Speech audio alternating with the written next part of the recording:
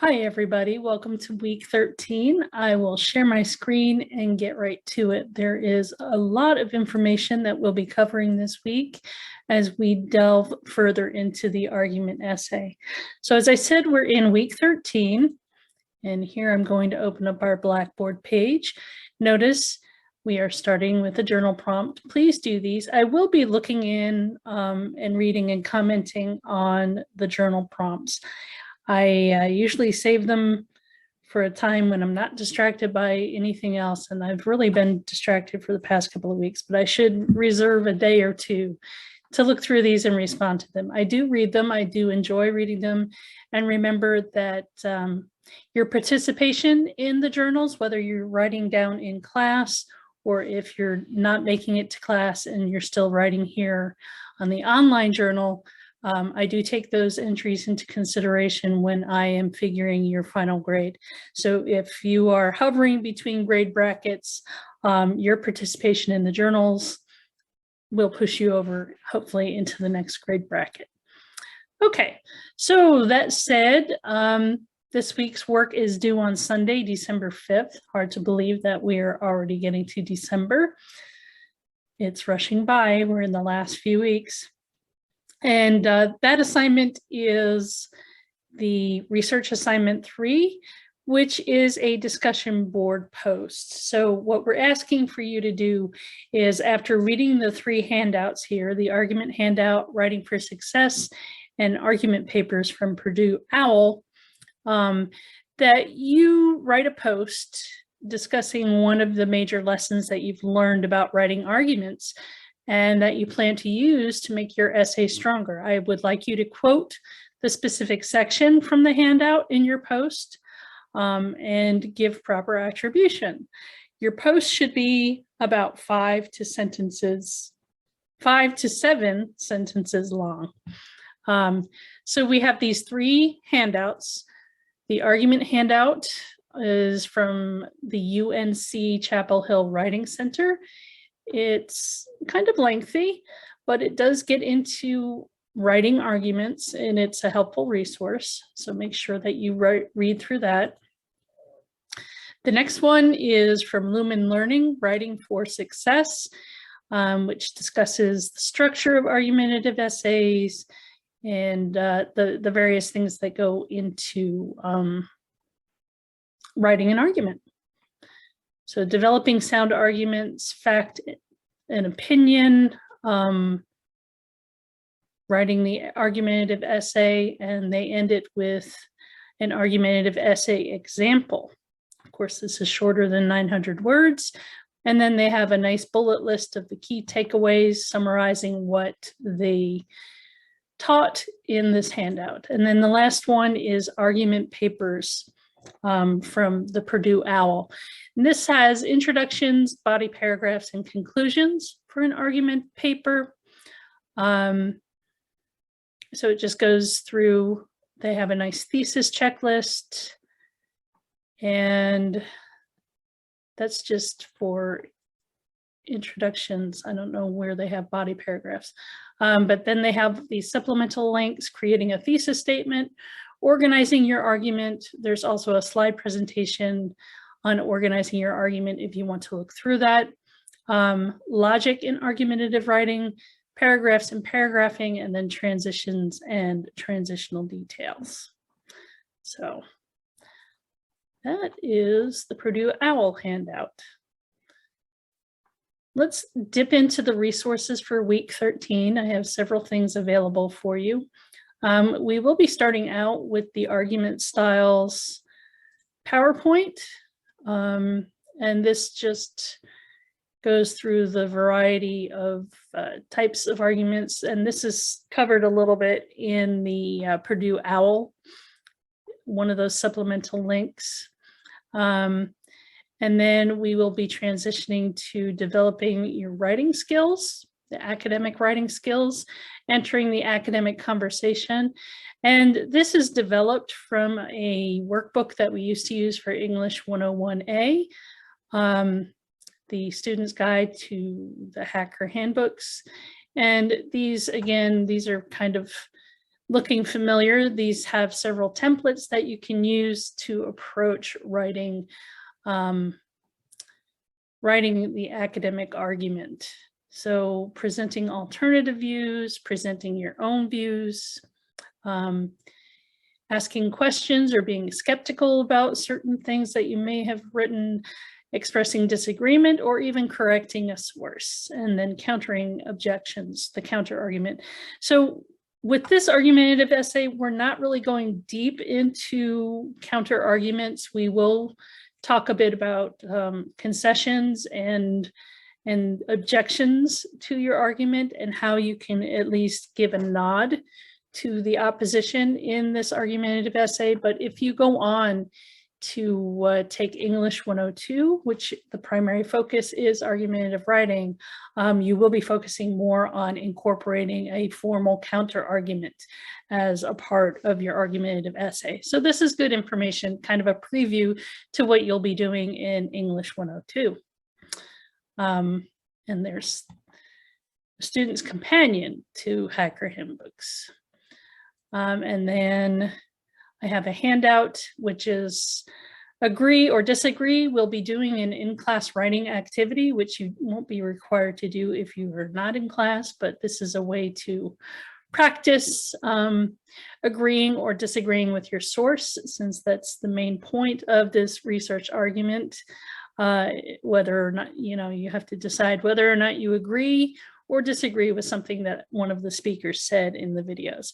So this is just a resource for students to have handy as they sit and they do the in-class activity. There is a video here that I recommend you watching. I will be doing a lecture on the different aspects of plagiarism and how to avoid it.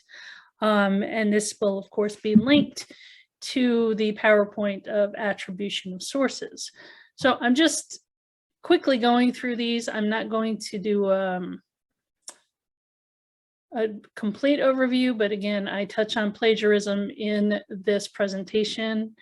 If I have the time, I will record these presentations, but at least you have the PowerPoints available and the text there for you to look through.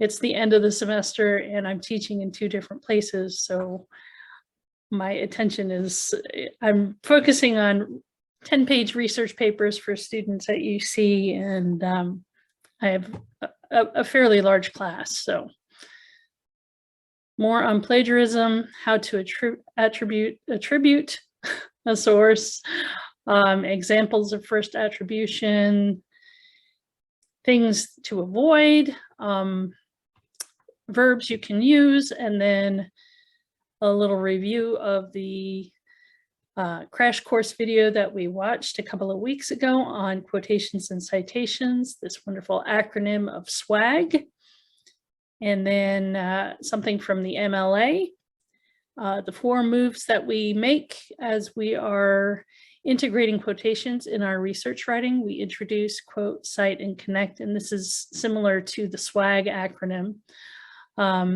And then we have another class activity, checking your rough draft. This is something that I suggest that you do as you go and revise your papers. So you can double underline the part of the sentence that introduces the quotation, underline the quotes, paraphrases, or summaries, circle your parenthetical citations. Keep in mind, if you use a signal phrase that mentions the author's name, you will not need to circle your parenthetical citations unless you have a paginated source, a source that has pages. Then you would need to circle the page number that you put in the parenthetical citation. And for explanations or commentary where that source material connects to your own thoughts, I want you to have a jagged underline. Of course, if you're working in a word processing program, then it's easier just to simply highlight the given text, these different criteria that I want you to highlight, and you would highlight them in different colors. This is the Microsoft Word. This little icon here is the highlight button. And if you're working in Google Docs, you will see in this toolbar right next to all the other font stuff, there is this little highlight button. So that is that PowerPoint.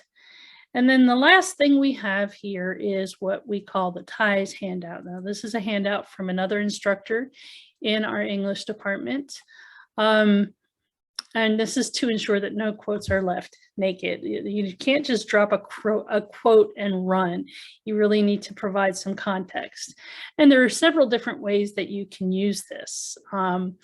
So we have tag, introduce, embed, and split.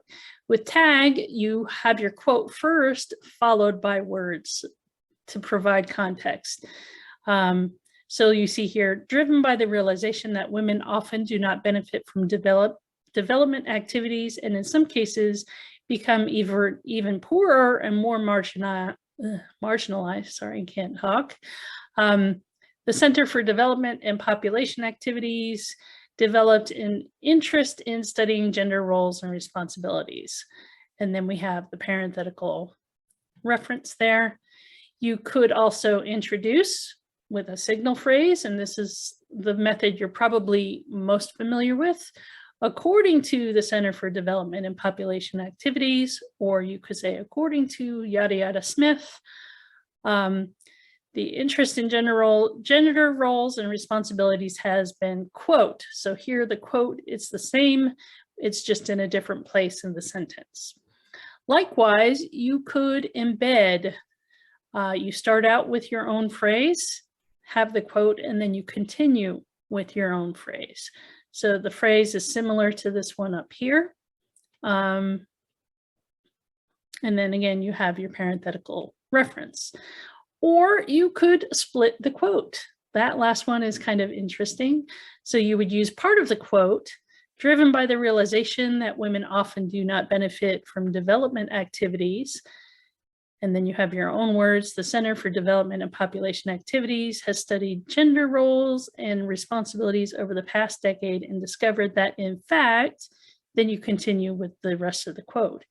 Note here that brackets are used to help with the context, to help with understanding, because that was not in the original quote. So that is the ties handout. And so that's it for the resources. Again, please be sure to get that discussion board post in by Sunday, the 5th of December. And check back in this resources folder, because if I do get some free time, I will probably record these presentations. So you have a little bit more context there, a little bit more understanding. In the meantime, if you have any questions, feel free to reach out to me and ask. Also, even though you may have some late work that you never submitted, and it may look like you have zeros for the assignment, you actually do have the opportunity to submit those past due assignments for at least partial credit. And if you do well enough, I'll probably give you full credit. And it's been kind of a hectic and crazy semester as we try to get back to normal, and things are frequently changing, and with illnesses and just all the stuff that has been coming at us for the past 1.5 to 2 years. So please don't give up. Submit those assignments. You have until the end of the semester to get those done, but the sooner you get those done, the quicker I can get feedback to you, especially if it's a rough draft from a past unit. I can give you feedback so that you can proceed with the subsequent assignments. So yeah, if you have any questions, email me, and hang in there, finish strong, and I hope to see you again soon. All right, take care. Bye-bye.